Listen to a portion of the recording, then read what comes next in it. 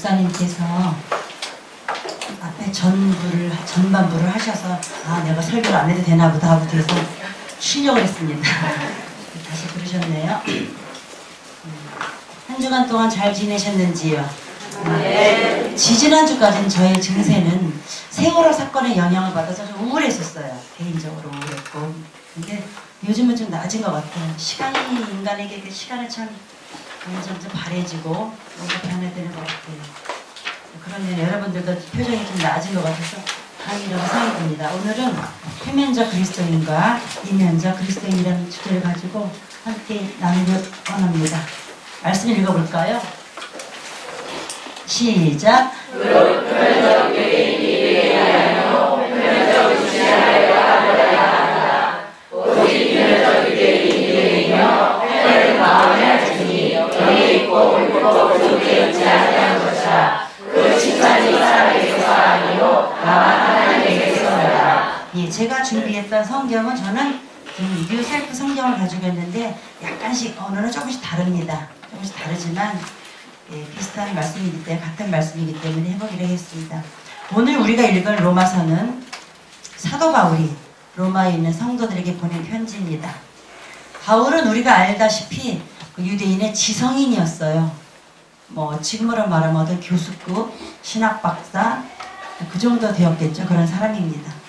그 당시 자신의 조상이 믿어오고 있던 구약의 율법을 목숨처럼 지키던 아주 그냥 철두철미한 고든, 지금으로 하면 성골이라고 말씀을 드릴 수 있죠. 그런 사람이었어요. 아주 부모부터 제외된. 그러나 그가 우리가 알다시피 다메섹에서 십자가의 주님과 만남을 합니다. 그 경험을 한 후 그는 더 이상 율법을 지키는 사람이 아니라, 여기서 율법이란 구약을 말하는 거죠. 구약의 율법을 지키는 사람이 아니라 십자가의 은혜를 지키는, 십자가의 은혜를 경험한 사람이 되었습니다. 남을 죽이러 가던 사람이 다른 사람의 영혼 구원을 위해서 수고와 헌신을 하게 되었고 순교의 자리까지 갔던 사람으로 바뀌었습니다. 이게 우리가 사도 바울을 알고 있는 아름다운 영적 변화죠. 저는 오늘 본문 말씀 속에서 서로 대조가 되어 있는 남과 북, 남녀 이런 식으로 서로 대조가 되어 있는 말씀의 의미를 함께 생각해 보면서 성령님이 주시는 계시와 깨달음을 구하고자 합니다. 예수님이 인간의 모습으로 성육신 하셔서 이 땅에 오시기 전에는 저 중동 지방에 있는 이스라엘 나라 사람들, 즉 그들만이 유대 민족이었고 선민이었어요. 그러니까 우리는 조선 땅이었겠죠. 그때 고조선 왔겠지만 그냥 우리 대한민국일 뿐이었어요. 저는 이스라엘 가본 적도 없고요. 어디 있는지 세계 지도로만 여기쯤이 있을 것이라 그러지 잘 아직도 못 짚어요. 어디쯤 있는지. 그러나 본문 말씀 속에서 사도 바울은 그런 전통적인 관념, 우린 유대 민족이야, 너희들 이방인, 그런 전통적인 관념을 송두리 때 뒤집어 엎어요. 뒤집어 엎는 말로 우리에게 가르칩니다. 특히 네 가지로 가르쳐요. 그래서 저는 오늘 네 가지 주제를 가지고 일 거니까 제 설교가 끝난 다음에 여러분 네 가지가 남아야 돼요. 물론 졸렵고 다른 생각하시는 분은 한두 가지가 남겠죠. 그러나 바짝 잘 긴장하시는 분은 네 가지가 남기를 바랍니다. 첫째, 표면적 유대인과, 전사님이 잘 따라오시면 돼요. 표면적 유대인과 이면적 유대인입니다. 이면적이란 말은 다른 말은 내면적이라고도 할 수 있겠죠. 그렇죠? 표면적이라는 것은 겉모습을 말하는 거예요. 제가 지금 겉에 이렇게 머리를 적당히 꼬불꼬불하고 안경을 써버렸어요. 그 멋진 레네 상품 옷도 입고 있고요. 여기서 레네란 모레네 상품입니다. 이게 겉모습이 있어요. 이게 진짜 신은 자일까요? 예? 물론 이것도 저예요. 그러나 제 인생의 핸들에 얘는 1%도 차지 않아요. 제 인생이라는 핸들에 옛날에 많이 차지했었어요. 왜 이렇게 키가 작니? 왜 그렇게 생겼니? 시집이나 가야니? 그랬었어요. 근데 지금 보니까 아니에요. 별로 차지하지 않아요. 더 크게 제 인생을 차지하는 것은 이면의 저예요. 내면의 저라는 거죠. 이면에 보이지 않는 모습은 내면에 보이지 않는 것, 숨겨져 있는 것이에요. 제가 지금 어떤 생각을 하고 있는지, 제가 오늘 오후에 무엇을 할지 여러분 아무도 모르시잖아요. 나도 여러분이 뭘 하실지 어떤 생각을 하는지 모릅니다. 그 이면, 표면적이란 겉보기라는 말이고 이면적이란 보이지 않는 사람의 인격, 마음을 말하는 겁니다. 지금 우리가 이렇게 모여서 서로 아까 막 찬양도 옆에 사람 잘 될 거예요 막 합니다. 그렇게 말을 하고 있지만 서로의 모습을 속마음은 모를 수 있어요. 내면의 모습은 오직 그 사람과 나를 지으신 저분만이 아는 거죠. 물론 친할수록 조금 눈치는 채요. 저는 저의 남편을 보고 눈빛만 봐도 알아요. 성질났구만. 또 급하게 나오네. 오, 나를 웬일로 오늘 또 참아줘. 막 이렇게 보여져요. 뭐 딸한테 대빵 잘하네. 이렇게 느껴집니다. 그것도 잠시일 뿐 저의 해석이 틀릴 수도 있다는 거죠. 그쵸? 저의 해석이 온전히 맞진 않아요. 그냥 나의 관점일 뿐. 그러니까 24년 같이 살아도 남편도 모르는데 어떻게 남을 알겠습니까? 우리는 몰라요. 그러니까 이면은 거의 모른다는 게 우리 말이겠죠. 대부분의 사람들은 외모로 사람을 취하게 되고 우리는 그렇게 배워왔습니다. 졸업 시즌이 되면요. 사람들이 졸업식이 되면 취직을 하려고 어딜 많이 가냐면 성형외과를 많이 간대요. 그 얘기를 참 몇 년 전부터 들었던 것 같아요. 왜냐하면 대부분의 사람들은 어떻게 하면 외국어 실력을 늘려서 뭘 해서 하는 게 아니라 회사에 취직하려면 성실함, 외국어 성적, 어떤 그런 인간성 그런 걸 본다기보다 얼굴을 본대요. 근데 이게 맞짝 떨어진 거죠. 그렇죠? 기업의 마인드랑 어떤 젊은이들의 마인드랑. 그러니까 점점점 악해지는 거죠. 외모 지상주의는 어쩔 수 없는 것 같아요. 결혼 상대자를 볼 때 첫 번째 질문이 뭐죠? 이쁘냐? 여기서 벗어난 사람 아무도 없을 것 같아요. 특히 남자분들. 이거는 전혀 어제 오살리 가서 방언하고 온 남자들도 그러더라고요. 전혀 상관이 없대서 이거는 안 되는구나 저 느꼈습니다. 여자들도 마찬가지. 키 커? 연봉이 얼만데? 그 질문 거의 누가 하는 것 같아요. 이게 이제 외모 지상 아니면 겉모습, 표면적인 걸 찾는 거 아닐까요? 이제 보름 정도 지나면 우리 선거를 해야 될 것 같아요. 선거 시즌이 됐는데 그때 우리가 어느 정당에서 어떤 공약이 나왔어. 난 그 공약이 너무너무 내 마음에 들어. 그래서 그 당을 찍어야지. 이렇게 선거해본 적 저 별로 없어요, 사실은. 저 사람 TV에서 많이 본 사람 같아. 저 사람 좀 잘생겨 보여. 저 사람 왠지 내 스타일이야. 이렇게 찍어요. 아니면 안 찍고. 거의 그렇습니다. 그러니까 정치인들도 문제고 우리들도 문제예요. 그러니까 텔레비전에서 봤으면 찍어요, 우리 무조건. 그러니까 인지도가 있으니까. 그래서 거의 앵커맨들이 정치를 하고 앵커맨들이 대통령 비서실장이 되어 있는 건 겨우 그거잖아요. 거의. 인지도가 있으니까 올려 세워가는 거예요. 텔레비전 나오면 다 신뢰도가 있는 사람일까요? 더 아닐 수도 있는데요. 그렇죠? 그러니까 그만큼 우리 좀 사람을 보는 게 표면적이라는 거죠. 아마 이런 것들도 우리들도 그들도 외모로 사람을 취하는 표면적인 우리의 부끄러운 자상이라고 봅니다. 우리는 우리의 모든 겉모습, 즉 타인에게 보이는 나를 의식하느라고 참 자신이 원하는 것을 모르고 인생을 허비하고 삽니다. 다시 한번 말할게요. 너무너무 중요한 얘기입니다. 우리는 타인이 나를 어떻게 생각할까 그거를 의식하느라 참 진짜 핵심인 내가 나 진짜 뭐 하면 좋을까 그런 참 자신의 모습을 찾진 않고 저 사람 너 어떻게 보지? 어머 목사님 어떻게 생각하지? 우리 시어머니가 회사에 그가 나 어떻게 볼까? 그 의식하느라고 인생을 허비하고 삽니다. 저도 그렇게 많이 살고 있고 그렇게 지금도 살고 있는 것 같아요. 조금은. 설사 그렇게 안 해. 그렇게 집중하지 않아. 그런더라도 무의식적으로 그러고 있죠. 겉모습은 특히 남에게 보이는 것으로서 집안 환경 걔네 집안 빽이 그렇대. 친척 중에 누가 있대. 그런 얘기를 많이 하죠. 외적 조건, 이력서 몇 줄 더 긋는 것. 우리 거기서 많이 시간을 투자합니다. 요즘에는요. 돈만 써주면 자기 소개서도 써주는 직업이 있대요. 당연히 논문도 대신 써주죠. 제가 이제 3년 전에 박사 시작하고 논문을 막 고민할 때 누가 농담 삼아 그러더라고요. 한 500만 준비해 20일 만에 논문 써올게 그러더라고요. 이게 아주 일반화된 얘기래요. 어머나 무섭죠? 무서운 세상입니다. 최대한 멋지게 돈만 있으면 잘 꾸며서 타인에게 잘 보인다는 거죠. 실제 나는 소용없어요. 겉모습만 이력서만 잘 꾸미면 된다는 거죠. 그런데 바울이 말하는 표면적 유대인은 겉모습만 그리스도의 모습을 가진 사람이 아니라 이면적 즉 내면의 모습 진실된 그리스도의 인격이 살아있는 사람을 의미합니다. 그렇다면 이면적 그리스도인이란 어떤 사람을 말하는 것일까요? 이 그림을 볼까요? 겉으로는 양복을 입고 괜찮은 이발소 갔다 온 아저씨 같아요. 그러나 속모습은 저렇다는 거죠. 우린 저거를 발견하고 싶지도 않고 꺼내고 싶지도 않고 만나고 싶지도 않아요. 우리 겉만 열심히 평생을 살다가 나중에 난 진짜 내가 원하는 걸 못 살았어 그래요. 왜? 뿔따구가 났고 화가 났고 상처받은 거 그냥 그때다 놔두고 겉만 남이 어떻게 볼까 꾸미느라고. 오히려 저 속에 분노와 화가 난 걸 치유해서 저 크기가 점점 저 원래 나의 모습과 같이 되어서 표면과 이면이 같은 사이즈가 돼서 그냥 그렇게 살면 좋을 텐데 속은 분노 덩어리인데 겉은 얌전한 척 괜찮은 척 하고 있잖아요. 그건 아니라는 거죠. 자신의 깊숙한 인격 안에서 주님의 생명이 자라는 자만이 이면적 그리스도인입니다. 다시요. 자신의 깊숙한 인격 안에 주님의 생명이 자라고 있는 자만이 이면적 그리스도인입니다. 아멘이 마음에 동의가 되신 분은 크게 아멘 하십시오. 이면적 그리스도인은 이면적 근거가 있어야 돼요. 내면에 근거가 있어야 됩니다. 곧 그 속에 주님의 생명이 있고 그 생명이 지금 자라고 있어야 돼요. 저는 가끔 목사님은 생선을 좋아하셔서 소래폭을 가끔 가요. 배가 고플 때 사 먹기도 하고 안 고플 때 바다만 구경하고 오죠. 가면 거기 이렇게 써있어. 화로.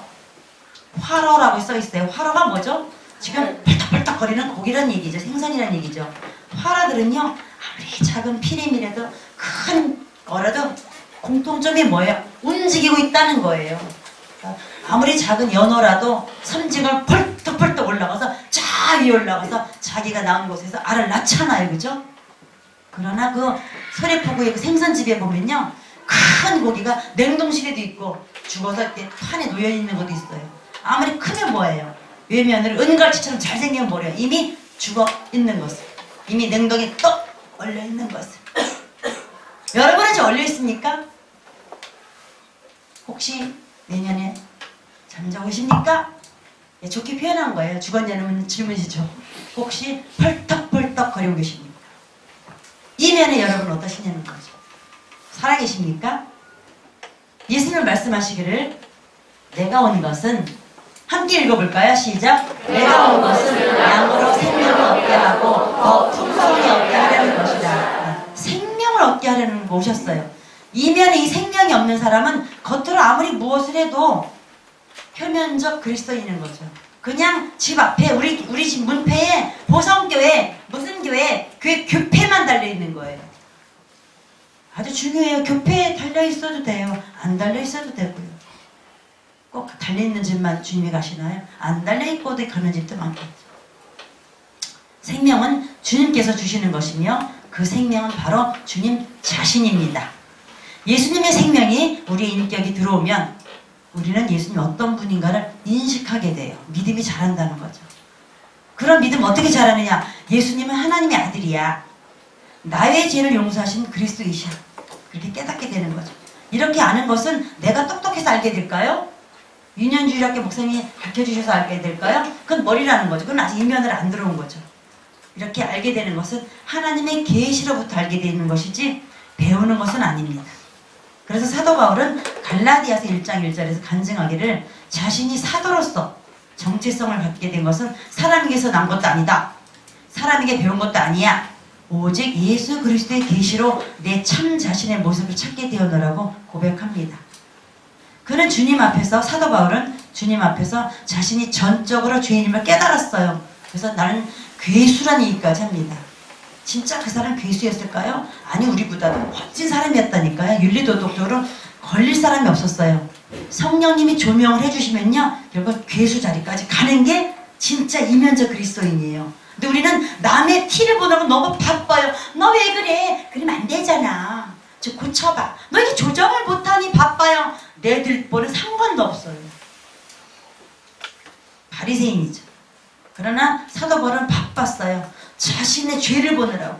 나중엔 내가 진짜 그가 묻어온 괴수였구나 알게 된다는 거죠. 비추심 조명을 해주시면 이게 보입니다. 이게 철저한 이면적 그리스도, 내면적 그리스도, 생명이 있는 자의 모습입니다. 이렇게 자기 죄인임을 깨닫게 되는 사람은 이전의 삶이 아닌 전혀 다른 삶을 살기로 작정하게 되고 이면적 그리스도인이 이렇게 자라나겠죠. 저는 개인적으로 모태신앙 집에서 태어났어요.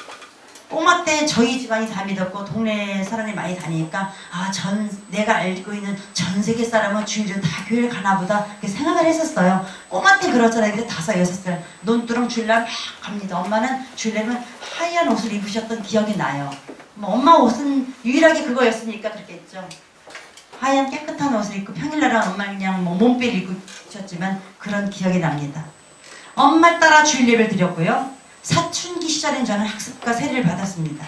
주기도문 사도신경은요 거의 무엇을 하면서 줄줄줄 하나도 안 틀려요. 무의식 속에 들어가 있는 거죠. 찬송가도 꽤 많이 압니다. 목사님이 설교하시면 아멘도 되게 잘했고요.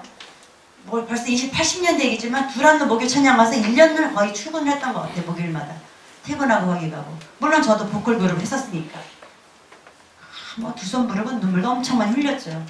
그 눈물을 제가 거짓이라 얘기하는 건 아닙니다. 아이들에게 설교도 많이 했고요. 그런데 제 내면에 진짜 신은 자가 앞으로 무엇을 하면 살아야 되지? 그건 사실 없었어요. 솔직히 고백을 합니다. 20대 때 저의 모습. 그리고 내적 평화는 가끔 있었어요. 아주 가끔. 항상성이 없었습니다. 철퍼덕. 가끔 평안을 맛보지만 다시 철퍼덕. 그래서 그 영빨이 이틀, 3일, 길어야 2, 3일 갔다 온 것 같습니다. 오산이 갔다 온 날 가끔, 부흥이 끝난 날 가끔이었던 것을 전 고백합니다. 진정한 자유와 평안이 없었다는 거죠. 어느 날 주님께서, 여기 인천에 와서 얘기죠. 어느 날 주님께서 저의 영혼의 현주소를 깨닫게 해주셨습니다. 저는 너무 끔찍한 저의 죄악된 모습을 보게 되었고, 주님께서 그때 저의 영혼으로 보였는데 환상으로 보여주시는데 남루한 다 찢어진 거의 거지죠. 옷이 너덜너덜한 그런 다 찢어진 옷을 입고 어두컴컴한 인생길을 외롭게 걸어가고 있는, 울지도 못해요. 너무 두려워가지고 울지도 못하는 거의 그냥 그렇게 버려진 그런 저의 모습을 보여주셨어요. 저는 그제서 이게 내가 이면의 내 모습이 진짜 이거였구나 그때 알아요. 겉은 어린이집 원장이고 그냥 그러고 살아요. 그거 말고요. 실제 저의 영혼의 모습을 보여주셨을 때 저는 제가 얼마나 거짓되고 꾸며졌고 남을 의식하면서 믿음 좋은 사람인 척하며 힘쓰고 있었던 모습들이 보여졌습니다. 그것은 표면적이고 겉으로 꾸며진 저의 모습. 40년 후반을 그렇게까지 살았더라고요. 얼마나 부끄럽고 부끄러운지. 성경에서는 그렇게 겉으로 보여지는 것이 생명이 아니라고 말합니다. 속에서는 골마 썩어가면서도 겉으로는 안 그런 척, 괜찮은 척, 행복한 척. 그게 예수님의 용어로 뭘까요? 회칠한 무덤이다! 이렇게 말씀하셨어요. 무덤이 뭐예요? 썩어서 냄새 나는데 겉으로 시멘트를 싹 발랐다는 거죠. 주님은 시멘트에 안 속으신다는 거죠. 꿰뚫어 보신다는 겁니다. 우리가 이렇게 지금 큰 빌딩 안에 있죠? 그러나 전파는 다 뚫고 들어와요. 그래서 와이파이라 하나요? 젊은 친구들이 좋아하는 와이파이가 잘 터져요. 전파. 주님은 전파 위에 계시죠. 다 뚫고 여러분의 마음을 보십니다. 시멘트를 아무리 여러분이 꾸며보셔요. 그런 것들은, 표면적인 것들은, 세상적으로 보여지는 것들은 안 됩니다. 하나님으로 온 것, 성경의 진리, 즉 생명은 세상적인 가르침으로 온 게 아니라 잘 꾸며진 학교, 멋진 시스템, 유명한 서울대학에서 오는 것이 아닙니다. 제가 이제 상담을 하다 보면 내담자들이 하는 말 중에 공통적인 이 단어가 제일 많아요. 선생님, 다른 사람들이 나를 어떻게 볼까봐 걱정이 돼서 불안해요. 이 단어가 최고로 많아요. 진짜 거의 모든 내담들이 이 말은 한 번 이상은 다 하는 것 같아요. 어떤 사람은 매 회기 이 말을 하고요. 이 말을 합니다. 여러분은 어떠신가요? 남에게 털어놓지 못했지 혹시도 하고 계셨나요? 저는 지금도 이 말을 하는 것 같아요. 남한테 안 하지만 제 속으로. 다른 사람들이 나를 어떻게 볼까봐 걱정이 돼요. 그래서 불안해요. 이런 인생을 허비하고 계시지 않나요? 이들은 자신의 운명이라는 자동차의 핸들 자리에 운전석에 누굴 앉혀놓은 걸까요? 다른 사람의 평가와 눈초리를 앉혀놓은 거죠. 그리고는 나의 생명 되신 주님이래. 이런 사기가 어디 있습니까? 사기예요.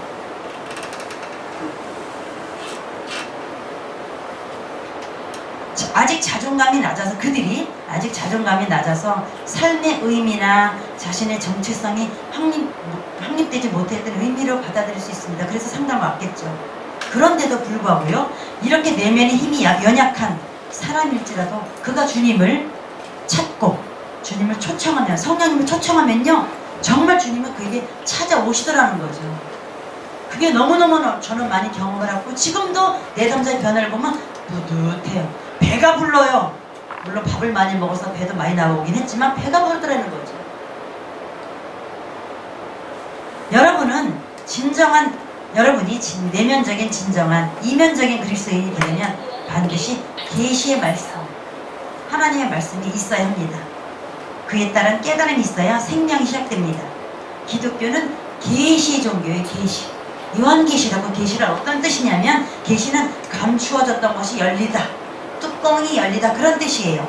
우리 마음속에 닫혀졌던, 아까 그 시커먼 남자가 뚜껑이 열리다, 그런 얘기겠죠. 하나님으로부터 계시를 받아서 주 예수 그리스도를 하나님의 아들로 알고 고백하는 사람만이 주님의 생명이 가득한 이면적 그리스도인이라고 할 수 있습니다. 계시를 얻는다는 것은 어떤 뜻이냐면요, 막 수리수리 맛을, 나 뜨거웠어, 그때 되게 웃겼어, 기분이 번쩍번쩍했어, 그렇기도 해요.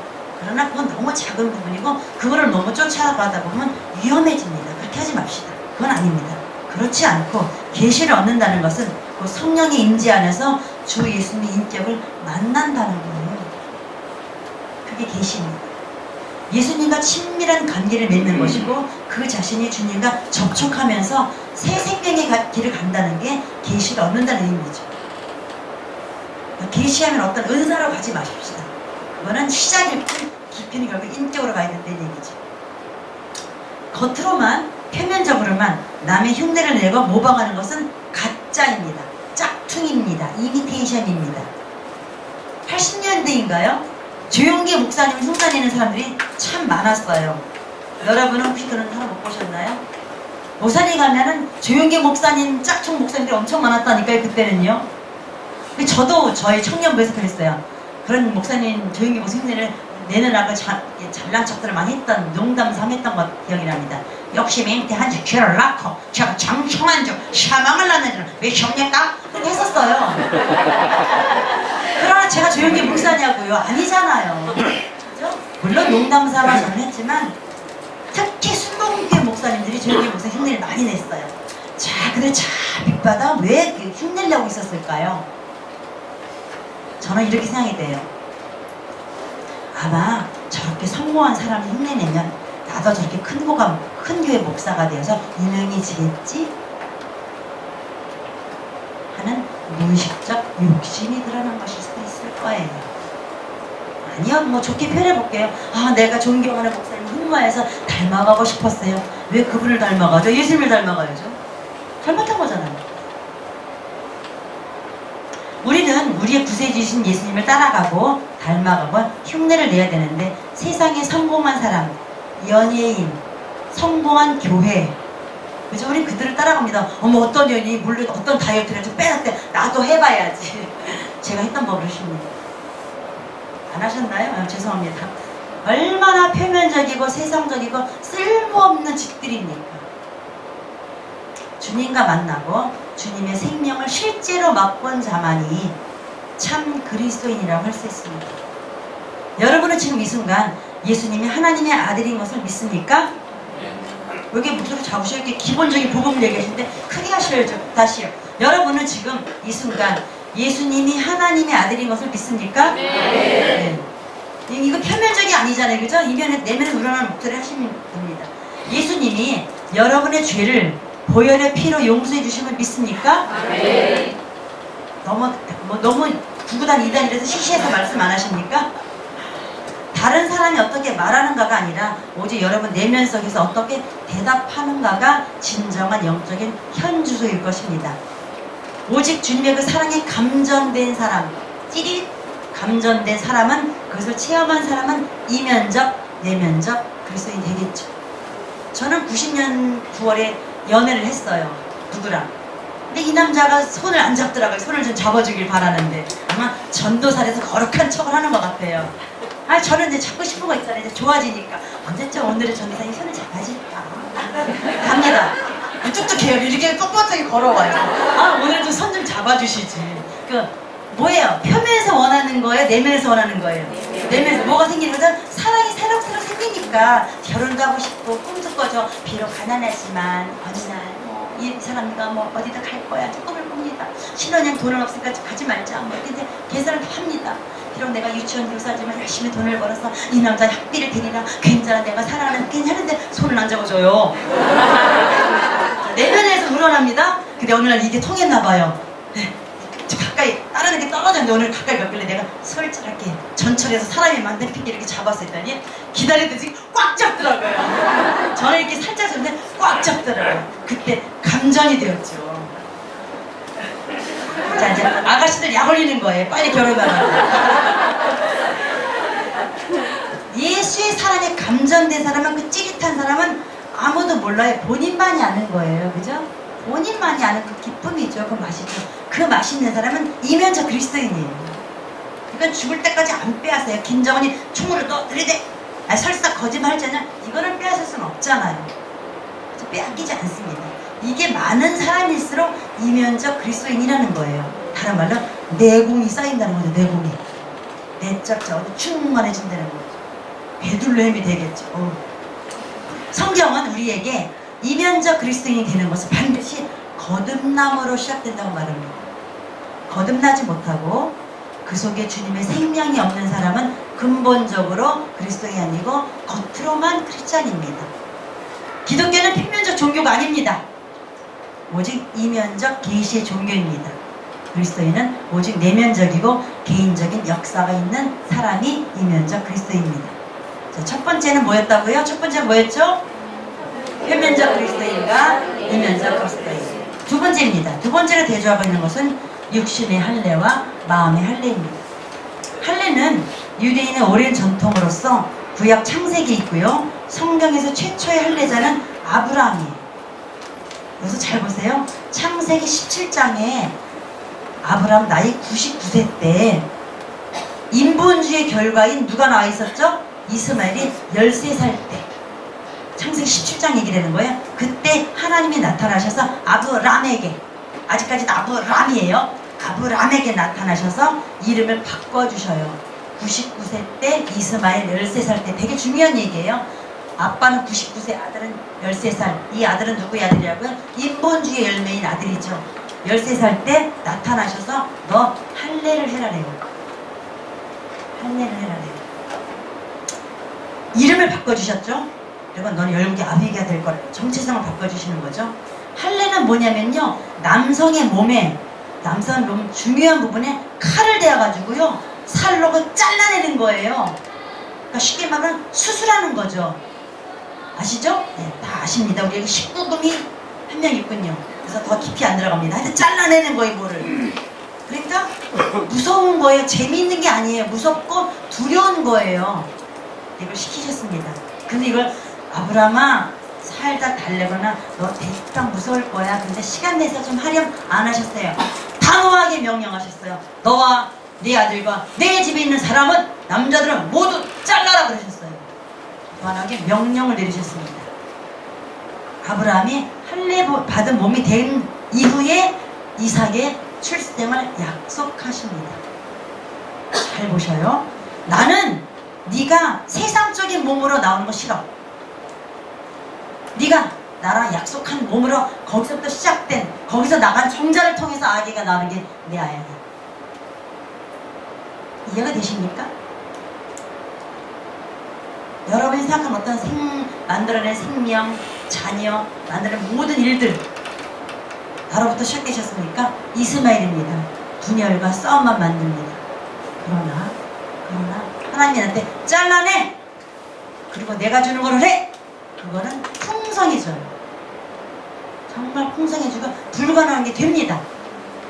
100세 할아버지 애를 낳았다니까요. 우리는 아브라함이 실수했거나 잘못했던 일들을 떠올릴 때 이런 일 많이 떠올라요. 어머, 어떻게 남자가 자기 부인을 누나라고 속이냐. 아무리 지 마누라 이뻐도 그렇지. 지 뭐나면 하나 살려고. 참 비겁한 남자를 봅니다. 그런데 하나님은요, 이때는 야단치지 않으시고 오히려 재산을 늘리는 기회를 삼으셨어요. 그러나 하갈을 통해서 이스마엘을 냈을 때는요, 13년 동안 아무 말씀이 없으셨어요. 극명히 비교가 되죠. 겁이 나서 흉년이 들어서 애굽에 먹고 살려고 하지만 아무리 봐도 우리 마누라 때문에 나 어떻게 잡히면 어떡하지. 애굽에 사람은 큰데 나는 소수민족이고. 그럴 수 있어요. 주님이 이해하셨다는 거죠. 그래서 오히려 다 막아주고 오히려 나올 때 제사를 들고 나오잖아요. 잘못했음에도 불구하고. 그러나 하갈 사건은 13년 동안 침묵하셨다니까요. 근데 여러분은 왜 내 기도 안 들어주시냐고, 왜 나한테 침묵하시냐고 화를 내시잖아요. 지금 여러분은요. 화내느라고 보석게 오지 않으셨나요? 저도 화를 43년만간 내고 있더라고요. 왜 이 모양이냐고, 왜 난 이런 집에 태어나냐고 화를 내고 있더라고요. 나로부터 시작된 건 잘릴 생각도 안 하고 원망만 하고 있더라고요. 그런데 감사한 것은 아브라함이 아는 게 아니에요. 주님, 내가 이스마엘 낳은 걸 잘못해서 안 했어요.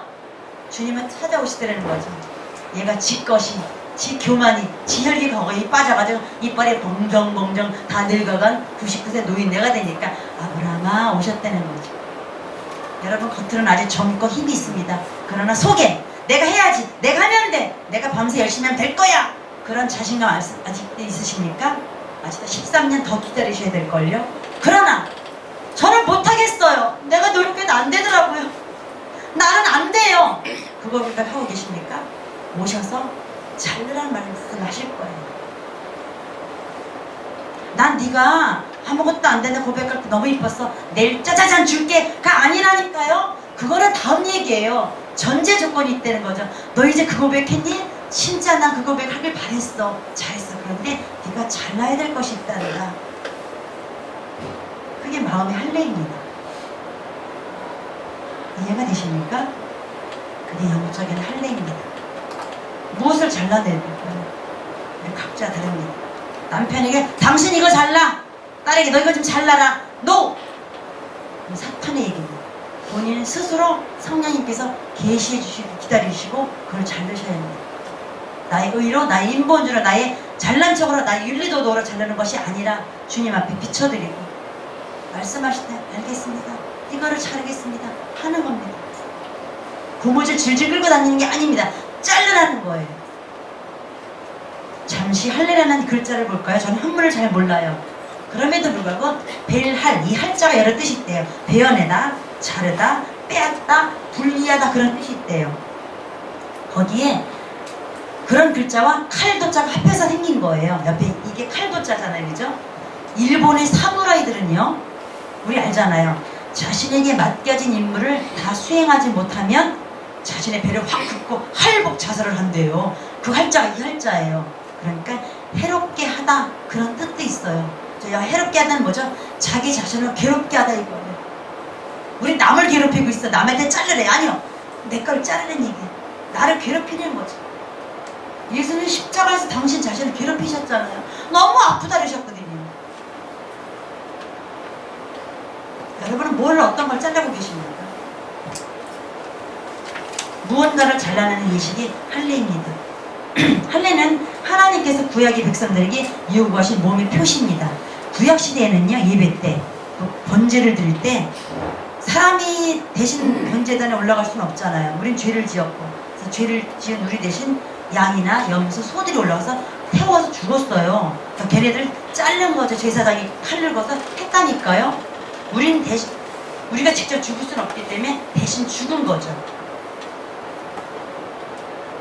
너희들이 맨날 보는 것, 소중히 여긴 것을 잘라내려고 하시는 것입니다. 그게 할례입니다. 대신, 우리 대신 죽으신 예수님이 대신 받으신 거죠. 그러나 지금은 구약이 아닙니다. 성령이 운영하시는 은혜의 시대입니다. 예수님을 통하여서 우리는 그러한 동물을 잡지 않아도 되고 태울 번제단도 필요 없어요. 그러나 우리는 지금도 예배를 드립니다. 예배 속에는 바쳐야 될 예물이 있어요. 헌금이 다 여러분이 온전한 예물이라고 생각하십니까? 그럴 수도 있죠. 그러나 그게 온전한 흥물은 아닙니다. 우리의 내면적 깊은 곳에서 하나님이 기뻐하시지 않는 것, 세상적인 것을 잘라내는 것이 번제단에 올려드리는 것입니다. 이게 마음의 할례고 영적인 할례입니다.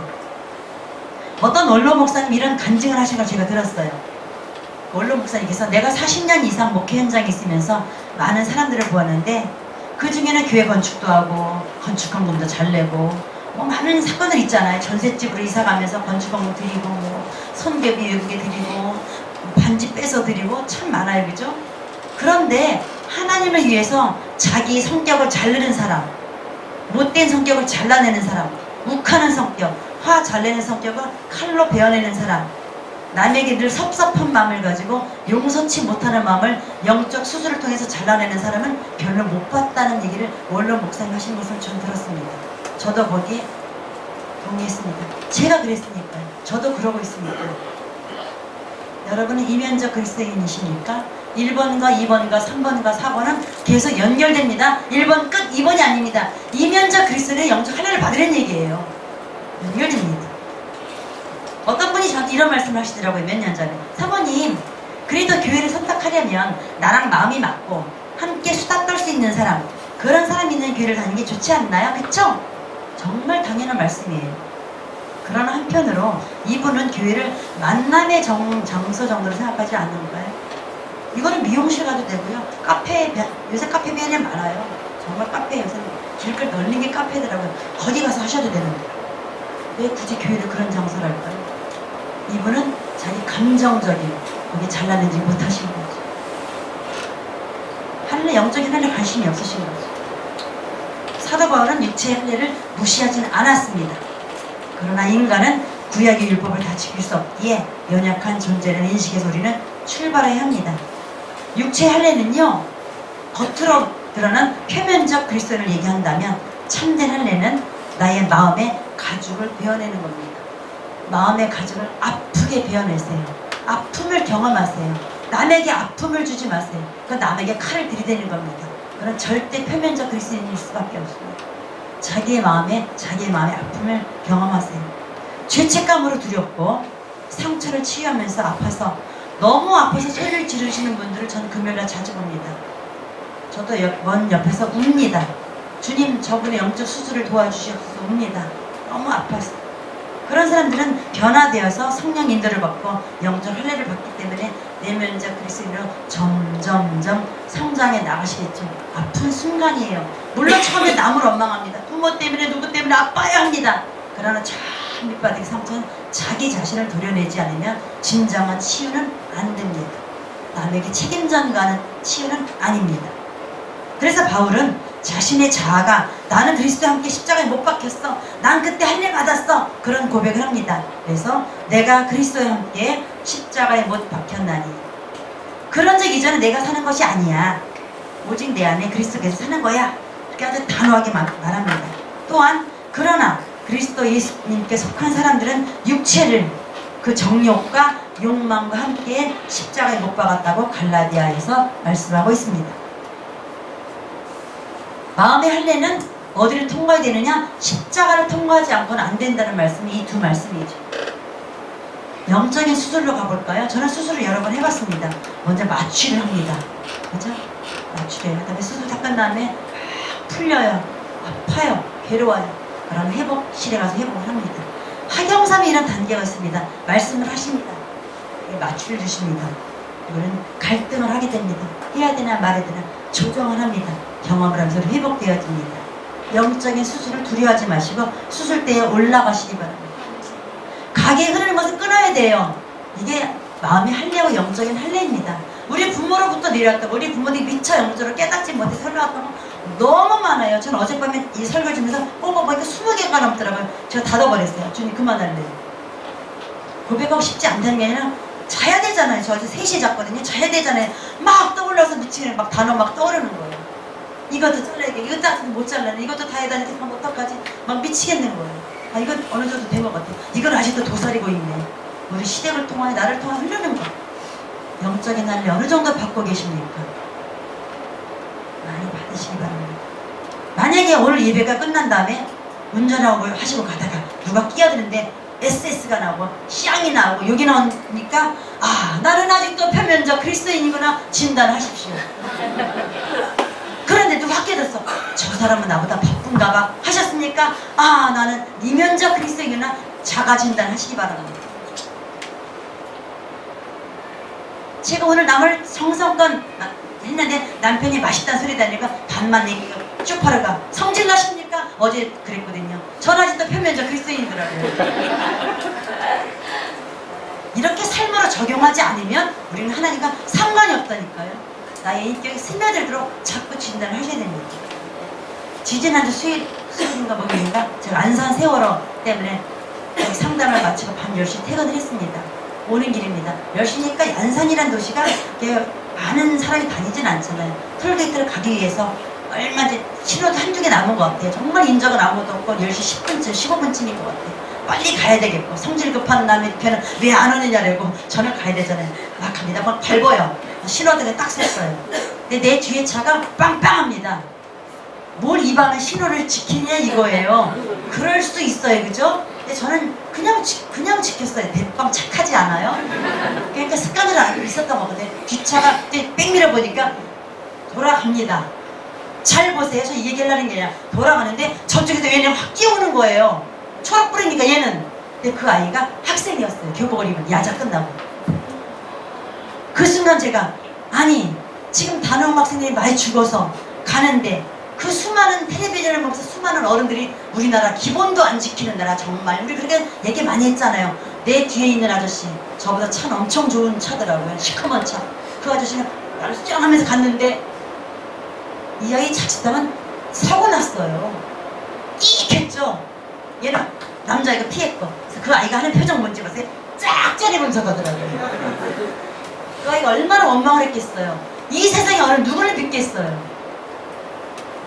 자, 우리의 모습입니다. 밤 10시 15분에 신호도 안 지켜도 돼요. 톨게이트 차도 몇 개 안 됩니다. 그렇다고 안 지켜야 되나요? 아니잖아요. 아니잖아요. 이면적, 표면적 이 얘기입니다. 그 아저씨는 나중에 경찰 있을 때 지키겠죠. 그거 말고 자기 자신과의 이야기입니다. 세 번째입니다. 세 번째로 대조하고 있는 것은 신령과 아까 그쪽 선생님이 쓰셨다면 조문이랄 때 저는 의문이라는 성경이 제 성경 의문이었습니다. 여기에서 신령이란 거룩한 영, 일부러 제가 영어를 가져왔어요. 이해가 안 된 거 신령이 무슨 뜻이고 의문이 무슨 뜻이지? 그래서 제가 NIV 성경을 가봤더니 이렇게 나와 있더라고요. 신령이란 거룩한 영, 성령을 말하고요. 의문은 율법, 즉 이미 쓰여진 글, written code예요. 쓰여졌다는 거죠. 이미 쓰여진 글을 말합니다. 성령님은 피조물인 인간 내면에서 살아 숨쉬는 에너지입니다. 다시요. 성령님은 피조물인 우리 인간 내에서 살아 숨쉬는 영적 에너지예요. 아멘이십니까? 네, 그런 성령님이 신령에서 여기 얘기를 하는 거예요. 의문은 무엇인지 의문 읽었어요 제가.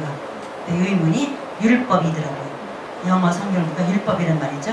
율법은 구약의 율법으로서 그 효력을 잃고 지금은 사라져가는 사문화된 옛날 법입니다. 여기서 사도 바울이 신령과 의문을 대조시킨 것은 이면적인 그리스도인의 필수 조건인 마음의 할례를 설명하기 위한 것이에요.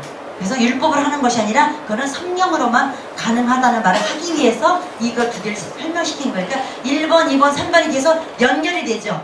이제 잠깐 졸으신 분은 연결이 안 됩니다. 연결을 하셔야 됩니다. 그런데 성령이 우리에게 임하셔서 우리는 죄와 사망에서 자유를 얻습니다. 구속함을 얻고 하나님의 자녀가 되었습니다. 그러나 우리가 살아가면서 죄를 안 지을 수는 없어요. 죽음의 두려움에서 벗어날 수는 없죠. 왜냐하면 인간의 본질적이고 본능적인 두려움은 죄책감과 죽음이기 때문이죠. 세월호 사건을 보면서 저는 전 국민이 분노하고 우울한 기분이 들었던 것, 저도 그랬던 것을 봅니다. 왜냐하면 그들의 죄에 대해서 어쩜 그렇게 악한 나쁜 놈이야. 저 사형을 해야 돼. 초등학교 애들도 사형시키자는 얘기를 하더라고요. 제가 그때 집 들어가니까 선생님 그 선장 아저씨 나쁜 놈이죠. 내가 그 아저씨 만나서 할 말이 있대서 무슨 말이야. 아저씨 죽어요 그러고 싶대요. 애들도 그 말 하더라고요. 하도 여론에서 얘기를 하니까요. 아까운 302명의 죽음에 대한 불안이 우리 내면에 스며들었기 때문일 거예요. 그러나 예수 그리스도를 통하여서 죄 사함을 얻고 하나님의 성령 내면에서 영적 에너지로 가득 채워지게 되면서 우리는 이면적 그리스도인은 죄와 사망에서 자유함을 경험해야 돼요. 죄와 사망에서 자유함을 경험하게 돼야 됩니다. 그래서 로마서 14장 8절 말씀에 우리가 살아도 주를 위하여 살고 죽어도 주를 위하여 죽나니 그러므로 사나 죽으나 우리가 주의 것이라 하고 사도 바로 고백하고 있습니다. 의문은 뭐라 그랬죠? 의문이 뭐라 그랬어요? 율법. 의문은 율법인데 잘 보세요. 율법은 모세에 의해서 어느 산에서 반포되었죠? 시내산에서. 시내산에서 선포되었어요. 그러나 신약에서 은혜의 법은 율법과 대치시킵니다. 제가 신약에서 은혜의 법은 산상수훈에서 선포되었어요. 좋죠? 좋은 비교법이죠? 산상수훈에서 말씀하시는 법을 우리 뭐라고 부르냐면 황금률이라고 해요. 황금률. 황금률이라는 얘기는 뭐냐면 절대로 황금처럼 변하지 않는 귀한 율법이다, 그런 뜻이에요. 구약에서 법은 뭐죠? 눈은 눈으로 갚아, 이는 이로 갚아, 저쪽 사람이 내 뺨들에서 너도 때려, 도둑질해서 가서 변상해달라래, 제가 누구 살인해서 너 쟤도 죽여. 이게 구약의 법이었어요. 주님은 오셔서, 우리 지금 주님 이미 은혜 시대에 살고 계시죠? 근데 주님은 오셔서 그 산에 오르셔서 하시는 말씀이, 이제 빨간 걸 읽어볼까요? 여러분 빨간 걸 읽으세요. 누구든지 네 오른편 뺨을 치거든 너를 송사하여 속옷을 가지고자 하는 자에게 누구든지 너를 억지로 오리를 가게 하거든 네게 구하는 자에게 네게 꾸고자 하는 자에게 고 말씀하셨습니다. 근데 우리 이렇게 사나요? 오, 어려워요. 쉽지 않아요. 왜? 우리 왜 안 될까요? 우리는 표면적 그리스도인이거든요. 어느 부분에서 안 돼요. 이면적 그리스도인만이 이걸 할 수 있는 힘이 생깁니다. 오른편 뺨을 친다는 얘기 뭐냐면요, 너의 자존심을 건들 때 더 망가져도 돼. 내가 네 안에 있거든요. 근데 우리는 표면적인 사람 바로 쌍시원 나옵니다.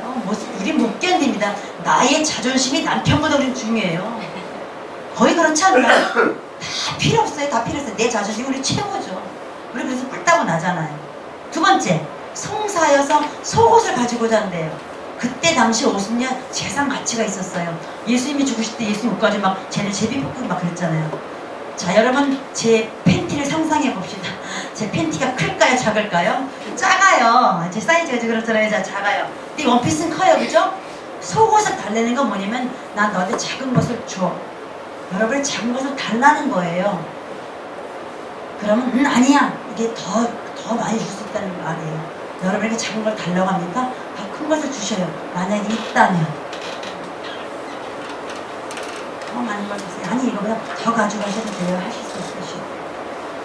억지로 오리를, 여기서 억지로 뭐죠? 나는 마음이 원치 않아. 근데 억지로 오리를 가게 해달래요.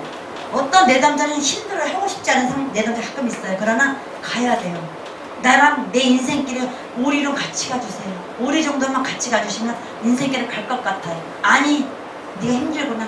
내가 힘이 들지만 힘이라도 같이 가줄게. 그래서 너랑 얘기하면서 수다 떨면서 너랑 마음을 나눠서 네가 좀 갈만하다면 그때 떨어질게. 같이 가볼게. 여러분 배우자가, 여러분 남편이, 여러분 자녀, 엄마 나 힘들어. 나랑 내 마음의 인생길을, 엄마 나 오리 좀 같이 가줘. 조금만 같이 가줘. 10년만 같이 가줘 하지 않나요? 나 바쁘거든? 아직도 그러고 있니? 혹시 그러고 있지 않나요? 같이 가주셔요. 공감해주세요. 동행해달라는 얘기죠. 인생길에. 내게 꾸고자 하는 자에게 사랑의 빛, 나한테 지금 빌려달라는 거죠. 사랑의 빛을 주세요. 다른 빛을 말고 사랑의 빛을 무조건 주라 했거든요. 서로 사랑의 빛을 칩시다. 달라내고 주고. 이것이 황금률입니다.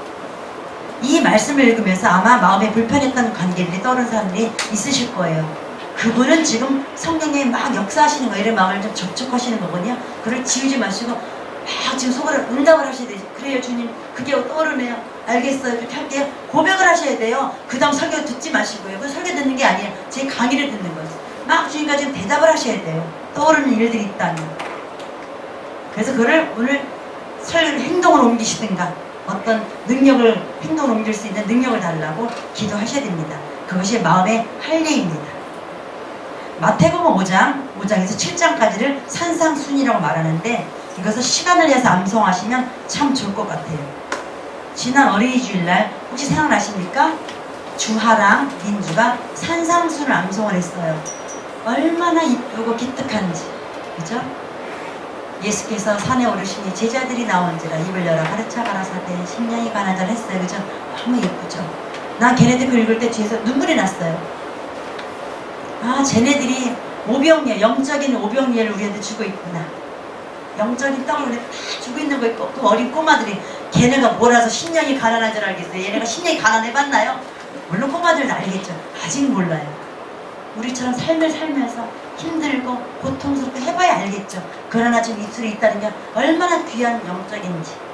그럽니다. 정말 그때 너무너무 고마워서 그 애들에게 고마운 마음을 느낍니다. 네 번째입니다. 사람의 칭찬과 하나님의 칭찬에 대해서 사도 바울은 대조하고 있습니다. 우리는 이런 문장을 들으면요 바로 정답을 알아요. 당연히 하나님의 칭찬이 중요하지. 사람의 칭찬은 세상적이지 않아? 난 그런 수준 아니야. 우리는 내면에서 이렇게 솔직하게 동의하지 않고 빨리 답을 맞춥니다. 그러나 솔직한 말로 우리는요 겉과 속이 다른 표리부동한 우리의 인격이 보입니다. 사실은요 우리는 사람의 칭찬과 인정을 너무너무 구해요. 그래서 그게 구해지지 않으면 뭐가 있죠? 원망과 불안이 존재합니다. 나는 이렇게 열심히 했는데 알아주지도 않아. 목사님 그럴 수가 있어? 우리 사람이나 인정에 칭찬을 그게 안 되면 마음속에서 원망이 생깁니다. 이게 사탄이 가장 많이 쓰는 전략입니다. 여기 안 넘어가서는 아무도 없을걸요. 그리고 다른 사람이 나를 어떻게 볼까? 잘해야 될 텐데 실수하면 어떡하지? 잘해서 칭찬 들어야 되는데 이거는 불안감의 뿌리입니다. 그 원망과 불안은 같이 와요. 사실은요. 하나님의 칭찬과 상에 대해서 사도 바울은 이렇게 자신의 마음을 표현합니다. 형제들아, 나는 아직 내가 잡은 줄로 여기지 아니하고 오직 한 일, 즉 뒤에 있는 것은 잊어버리고, 뭐죠? 내가 옛날에 했었던 그건 다 잊어버렸어. 내가 왕년에 그런 거 소용없어. 앞에 있는 것, 앞으로 내가 할 것을 잡으려고 표대를 향하여 그리스도 예수 안에서 하나님이 위에서 부르신 부름의 삶, 내가 너에게 주면 이게 칭찬해 줄게 아들아. 그 부름의 상을 위하여 쫓아간다고 말씀했어요. 사도 바울은 사람의 칭찬을 구하지 않았습니다. 그래서 그는 마음속에는 원망하는 것도 불안해서 걱정하는 것도 없었어요. 그는 참 진리신 예수님과 함께하였기에 자유함을 누리고 있었죠. 진리가 너희를 자유케 하리라. 무언가에 혹시 불안하고 염려되십니까? 진리 되신 주님께 우리의 마음을 정직하게 고백하시면 그 자유에 되신 주님께서 오실 것입니다. 이렇게 고백하시는 게 좋죠. 주님, 저는요 무엇 때문에 요즘 저의 마음이 불안해요. 걱정도 돼요. 주님, 저는요 요즘 누구누구를 생각하면 화가 나고 섭섭하고 속상하고 기분도 나빠져요. 이렇게 솔직한 얘기예요. 왜냐면 이걸 얘기를 해. 왜 자유가 없다는 얘기잖아요. 그때 진리 되신 주님을 초청하면 주님 어디에서 잘못됐나요? 영적 할례 무엇이 안 됐나요? 이면에 무엇이 아직 안 되고 있나요? 어디서 멈춰있나요? 그 주님께 여쭤보는 거예요. 주님, 저의 마음을 오셔서 이런 것들을 잘라주세요. 그리고 평안과 자유를 주세요. 이렇게 기도하시는 것이 오히려 마음속에 하나님의 칭찬을 구하는 자의 목소리죠. 마태복음 5장 12절 산상수훈 8곡의 끝부분이란 게 나와요. 기뻐하고 즐거워하라. 하늘에서 너희의 상이 큼이라 했어요. 그걸 다 참으래요. 하래요. 근데 인간의 모습을 하는 게 아니죠. 이면자 그리스도인을 돼서 영적 할례를 받아서 성령의 능력으로 그걸 하래요. 그러려면 기뻐하고 즐거워하라. 얘들아, 너희 상이 엄청 많아. 아직 모르니? 눈에 보이지 않지? 내가 기다리고 있어. 열심히 하렴. 그 소리예요. 하나님의 칭찬이 있다는 거죠. 마음의 할례를 받지 못하고 그저 만나면 편한 사람, 나와 마음이 통하는 사람, 나에게 잘해주는 사람, 나의 계획과 나의 야망에 부합되는 자에게 잘해주고 친절하다면 그거는 세상 사람도 하는 거예요. 이게 황금일에 나오는 얘기잖아요. 그 이방인들도 해. 우리 그 소리 했어요. 그러나 나에게 악하게 하고 나에게 힘들게 하고 내 코드가 안 맞고 내 스타일이 아닌 사람에게 베푸는 것, 그게 황금일이라는 얘기죠. 그래서 그거는 주님이 마태복음 5장 46절에서 그거는 이방인들을 하지 않느냐? 어떻게 칭찬을 받겠느냐? 어떻게 상을 받겠느냐? 무슨 상이 있겠느냐? 그런 말씀을 하셨습니다. 세월호, 구원파, 선원들, 해경들, 참으로 악한 세상입니다. 믿음을 지키기 힘든 시대가 되었습니다. 우리 애들은 어렸을 때 여기 빌라 살 때 지금은 괜찮지만 밖에서 누가 문을 두드리면 다혜가 나갔을까요? 아빠를 불렀을까요? 아빠 누가 왔나봐 그래요. 본능적으로 그래요. 왜 그럴까요? 애들은 불안해서 밖에 누군지 모르니까. 그렇죠? 밖에 누군지 모르니까 똑똑 두드리면은 아빠 누가 왔나봐 바로 우리 방을 툭 튀어옵니다. 그냥 뭐 쏜살같이 오죠. 그건 당연한 거예요. 잘 보세요. 아빠가 이 집의 어른이고 주도권을 갖고 있다는 신뢰의 모습이고 아빠가 이 상황을 해결해달라는 게 아빠 부른 거예요. 누가 여러분의 인생의 주도권을 갖고 계십니까? 누가 여러분의 주인이십니까? 예수 그리스도께 우리 삶의 주도권을 맡기면 여러분은 주님 나가보세요 할 거예요. 근데 여러분이 나가잖아. 여러분 액션 해버리고 시장이고 그럴 수가 있어요. 나만 상처 커요 이러고 있어요. 영적인 민감함 끼어있을 때 진짜 우리는 주님을 부를 수 있어요. 사탄은요 우리의 영혼을 넘어뜨리려고 우는 사자처럼 다니고 있대요. 분명히 말씀이 있습니다. 우는 사자들은 다 먹을 찾고 우리 다 먹잇감이에요. 사탄에서 내 마음에 유혹이 노크랍니다. 자 누가 나갈래요? 자 여기서 누가 나갈래요? 영적인 할례 받지 않은 상처만 많은 늘 섭섭한 마음과 원망이 가득한 내가 나가면 어떻게 될까요? 당연히 먹혀버려요. 아유 사탄가 코드가 같은데요. 불평한 거 사탄에서 온 거죠. 너 내가 얼마 해야 돼? 하면 먹혀버리죠. 바로 접수됩니다 우리 집은. 누가 나가셔야 돼요? 주님이 나가셔요. 은자 말고 이 속좁은 은자 말고 주님이 나가셔요. 주님을 앞장 세우시면 영적 전쟁에서 승리할 수 있습니다. 누가 나에게 화를 내고 분노를 터뜨릴 때 내가 나가면 같이 싸우고 우린 영적 전쟁에서 지고 마는 거예요. 그러나 내 안에 계신 주님께서 나가신다면 결코 싸움이 아니라 이거는 승리고 앞에 있는 그 사람이 나의 대적이 아니라 그 사람 배후에 있는 사탄이 원수라는 것을 영적 계시로 알게 되죠. 우리 저 사람 때문이 아니에요. 저 사람 뒤에 배후 세력을 우리는 이워야 되거든요. 영적인 눈이 뜨이고 우리 마음속에 자유와 평화가 오면은 곧 우리는 샬롬으로 인도됩니다. 요즘 저희 삶의 키워드는 샬롬이에요. 내가 정말 샬롬을 하고 있나? 아닐 때가 너무 많더라고요. 정말 샬롬을 구하고 있어요. 빌리그리암 목사님이 이런 말을 했다고 합니다. 내가 천국을 소망하는 이유는, 내가 천국에 가는 이유는 수많은 사람들 예수께 인도했고 열심히 부흥사를 했고 멋진 책을 썼기 때문이 아니라 내가 죄인이기 때문이야. 그 말을 했대요. 이게 뭘까요? 죄인이란 그 속에 이미 예수 그리스도가 있었다는 얘기잖아요. 내가 죄인이기 때문에 예수 그리스도의 보혈의 은혜가 필요했고 그 주님의 사랑을 믿고 받아들임으로 우리는 천국에 갈 수 있다고 고백한 거죠. 만약 다른 사람이 나에게 하는 어떤 행동을 화가 난다면 나는 표면적인 그리스도인이구나 알 수 있다고 제가 아까 말씀드렸습니다. 이는 참된 자신 즉 내면적 그리스도인이 되지 못한 자이며 거짓자기 표면적 모습으로 꾸며진 모습으로 살고 있기 때문에 타인의 모습이 해결이 안 되는 거죠. 내면적 그리스도에게는 무엇이 있을까요? 그에게는 내적 평화와 자유함이 늘 공존합니다. 하나님과 개인적인 시간, 남들이 전혀 눈치채지 못하는 하늘의 평안을 구하는 자는 내면적인 그리스도인입니다. 이렇게 내면에 예수의 생명을 가지고 그런 사람의 특징을 보면 어떤 특징이 있나요? 시험을 이길 힘을 주님으로부터 공급을 받고 있는 것을 보여줍니다. 내가 이기지 못해요. 힘을 공급받기 위해서 주님과 무던히 애를 씁니다. 그게 영적 할례를 받고 끊고자 애를 쓰는 사람이죠. 오늘의 말씀을 정리해 보겠습니다. 우리의 마음속에 예수 그리스도를 모셔드리고 그러한 삶을 살기 위해서는 마음의 할례를 두려워하지 말고 하나님이 기뻐하시지 않는 것은 잘라내는 삶을 살아야 합니다. 이런 마음의 할례, 즉 영적인 할례는 나의 힘으로 되는 것이 아니에요.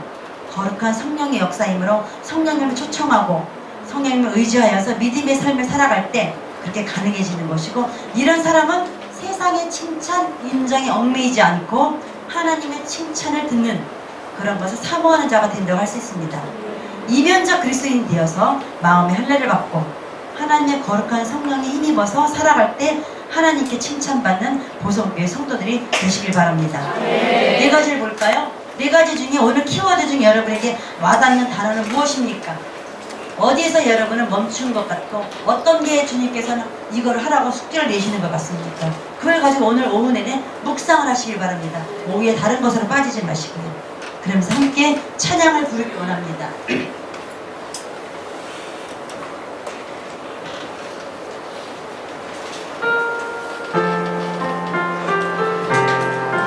너무 작죠, 그죠? 내 맘속에 있는 참된 평안을 누구도 살 수 없네. 주님은 구주 계셨네. 구주 없이 살 수 없네. 오, 주 없이 살 수 없네. 오, 주 없이 살 수 없네. 주님만 구원하시네. 주님만 구원하시네. 주님 없는 세상, 주님 없는 세상 평화 없네. 오, 주 없이 살 수 없네. 평화 없는 세상, 평화 없는 세상, 고통과 싸움, 사람들은 무서웠더네. 사람들은 무서웠더네. 평화의 주님이 다시 올 때까지, 평화의 주님이 다시 올 때까지, 죄와 전쟁은 끝이 없네. 오, 주 없이 살 수 없네. 오, 주 없이 살 수 없네. 오직 주께만 구원 있네. 오직 주께만 구원 있네. 주님 없는 세상 평화 없네. 주님 없는 세상 평화 없네. 오, 주 없이 살 수 없네. 내 맘속에 평화와 주니 자유가 있습니다. 지금 인정합니다. 고백합니다. 그런데 이 내적 자유와 평안이 없어질 때가 있어요. 빼앗길 때가 있어요. 그때 저는 저의 모습이 드러납니다. 아직도 잘라내지 못한 것, 아직도 겉으로만 하는 거 있었던 것, 나도 모르게 우리 부모로부터 있었던 것 인식하지 못했고, 인식했다 해서 잘리려고 하지도 않았고, 제가 바뀌면 내가 바뀔 거야. 우리는 못된 교만으로, 용서치 못하는 고집으로 이렇게 있었습니다. 용서하여 주시옵소서. 주님의 그 귀한 능력을 소홀히 여겼습니다. 나의 인격조차도 변화시킬 수 있는 그 주님을, 그 능력을 의지합니다. 주님이 친히 역사하셔서 우리 마음의 할례, 영적 할례를 하는데 주저하지 말고 영적 수술대에 올라서 의사 되신 주님을 바라보며 평안을 누릴 수 있도록 축복하여 주시옵소서. 예수님 이름으로 기도드렸습니다. 아멘.